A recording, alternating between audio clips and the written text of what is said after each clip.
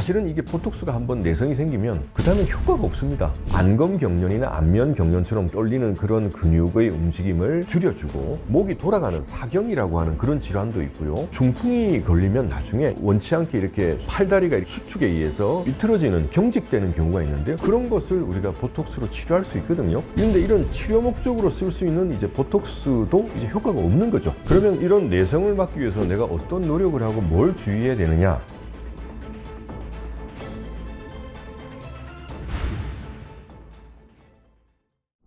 안녕하세요. 모델로 피부과 서구일입니다. 보톡스를 몇 번 맞았더니 예전 같지 않습니다. 효과가. 요새는 맞아도 뭐 펴지기는 펴지지만 예전같이 그런 효과는 안 나오는 것 같은데 혹시 이게 내성이 생긴 게 아닐까요? 이렇게 걱정하시는 분들이 꽤 있으셔서 오늘은 내성 특집, 보톡스 내성 특집 시간을 마련했습니다. 여러 번 맞다 보면 보톡스 효과가 예전 같지 않은데 이게 내성인지 걱정하시는 분들이 있는데요. 99% 이상은 일단 내성이 아니라고 생각하시면 됩니다. 그러면 왜 효과가 떨어져 보이냐? 사실 저는 그거는 심리적인 이유라고 생각을 하는데요. 맛있는 음식도 여러 번 자주 맞다 보면 그 처음에 감동이 반감하지 않습니까? 경제학 용어로 한계효용 체감의 법칙이라고 있지 않습니까? 그래서 이게 처음에 보톡스를 맞았을 때는 주름이 쫙 펴지면서 피부가 반질반질 윤도나고 마치 신세계를 경험했는데 몇 년 맞다 보면은 감동이 별로 없거든요. 첫 번째는 심리적인 요인이다. 그게 제 생각이고요. 두 번째는 섭섭하시겠지만 노화가 그만큼 진행이 된 게 아닐까 싶습니다. 노화가 또 몇 년 사이에 진행이 되니까 예전만큼의 효과가 떨어지는 것이죠. 그래서 아마 그런 효과가 좀 예전 같지 않다 느끼시는 것 같아요. 그래서 일단은 대부분의 경우 99%는 내성이 아니다 이렇게 생각하시면 됩니다. 내성은 사실 이 보톡스라는 단백질에 대한 항원 작용에 의해서 항체, 우리 몸에서 항체가 생겨서 보톡스가 작용을 못하는 그런 현상입니다. 일단 내성의 정의는 보톡스를 충분한 양을 2번 정도 연속해서 2주 내지 한 달 안에 연속해서 주사했음에도 불구하고 효과가 전혀 없는 경우를 내성이라고 정의를 합니다. 내성인지 아닌지를 사실 정확하게 알려면 피 검사를 해서 피 안에서 항체가 있는지를 확인을 해야 됩니다.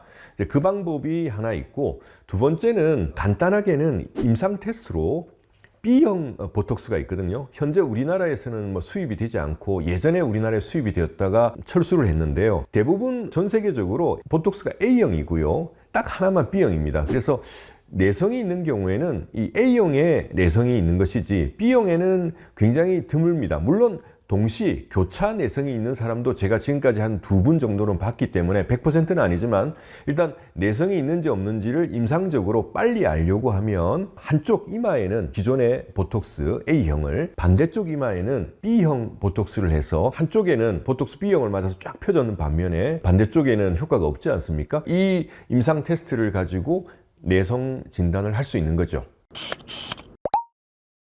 그러면 내성이 잘 생기는 호발 조건, 호발 요인은 뭘까요? 첫 번째는 자주 맞으면, 그러니까 한 달 이내에 계속 맞는다든지, 한 번에 한 병 이상의 많은 양을 맞는다든지, 세 번째는 토탈 용량. 결국은 이제 많은 양을 자주 맞게 되면 내성을 좀 촉발시키는 요인이 아닌가 생각이 되고요.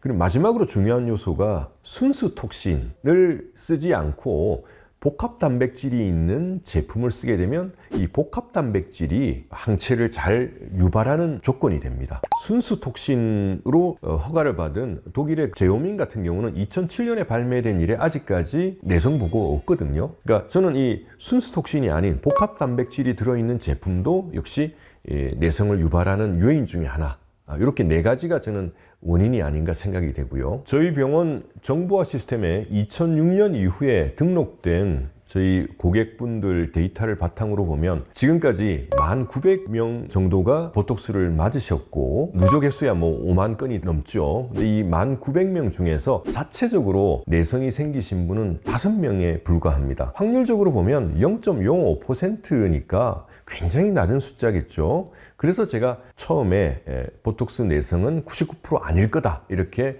확언을 한 이유가 바로 이렇게 발생이 잘 안 하기 때문입니다.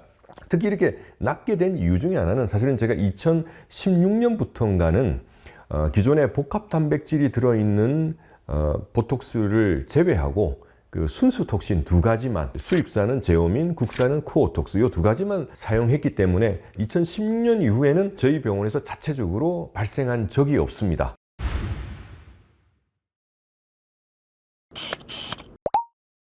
사실 보톡스 내성이 이렇게 굉장히 빈도가 낮은데, 그렇다면 왜 우리가 조심해야 되고 경각심을 가져야 되냐 하면, 사실은 이게 보톡스가 한번 내성이 생기면 그 다음에 효과가 없습니다. 물론 드물게는 이 내성이 사라지고 몇 년, 한 5년 정도 지나면 다시 효과가 있다, 내성이 항체가 없어졌다는 그런 논문도 있습니다만은, 원칙적으로는 한번 생기면 평생 효과가 없다, 그렇게 생각을 하셔야 되고요. 그렇다면 보톡스 미용적인 목적으로 안 맞으면 되지, 그게 내가 살아가는데 무슨 의미가 있냐, 그렇게 생각하실 수 있는데요.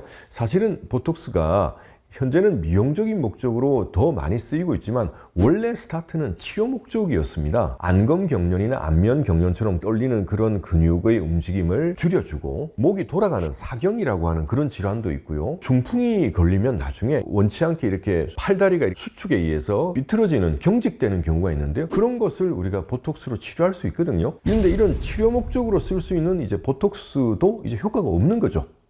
그렇기 때문에 우리가 내성이 안 생기도록 최선을 다해야 된다, 그렇게 말씀드리고 싶습니다.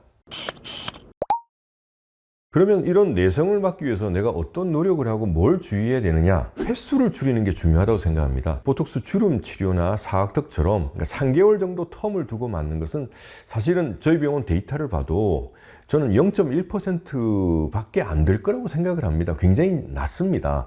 그러나 우리 흔히 오해하시는 게, 여기 맞는 것과 사각턱 맞는 것, 또 바디톡신 맞는 거를 횟수를 따로따로 카운트하시는 분들이 좀 있어요. 부위가 다르더라도 항체 생기는 건 똑같습니다. 제가 생각하기에는 뭐 사각턱을 맞고 그 다음 맞을 때는 한 3개월 정도 텀을 두고 주름 보톡스를 한다든지, 뭐 동시에 진행하는 건 괜찮습니다. 그래서 횟수를 한 3개월 정도 텀을 두고 하는 거, 그리고 한 번에 한 병 이상 고용량을 맞지 않도록 하는 거, 그 정도 범위 내에서 하게 되면 크게 문제는 안 생기는 것 같아요. 그런데 만약에 한 병 이상을 한다든지, 그리고 이게 만약에 3개월 이내에 자주 하는 그런 경우라면은, 세 번째 우리가 신경 써야 될 게 순수 톡신을 쓰는 거. 항체를 잘 유발시키는 복합 단백질이 없는 순수 톡신, 아까 말씀드린 제오미라는 것하고 우리나라 코어톡스, 이 두 가지 제품을 쓰는 게 저는 중요하지 않나. 특히 이제 바디톡신처럼 한 번에 한 병 이상을 쓸 때는 반드시 순수 톡신을 써야 된다, 저는 그렇게 생각합니다. 우리가 보톡스 부작용하면 흔히 표정이 찌그러진다든지, 표정이 없어져서 어색해 보인다든지, 웃을 때 이상하든지, 이런 외적인 어떤 부작용만 신경을 많이 쓰시는데, 사실은 이제 이 내성 문제가 우리가 또 신경 써야 될 부작용 중에 하나가 아닌가, 그런 생각이 돼서 오늘 내성 특집 시간을 가져봤습니다. 저는 다음 시간에 또 다른 내용으로 찾아뵙겠습니다. 감사합니다.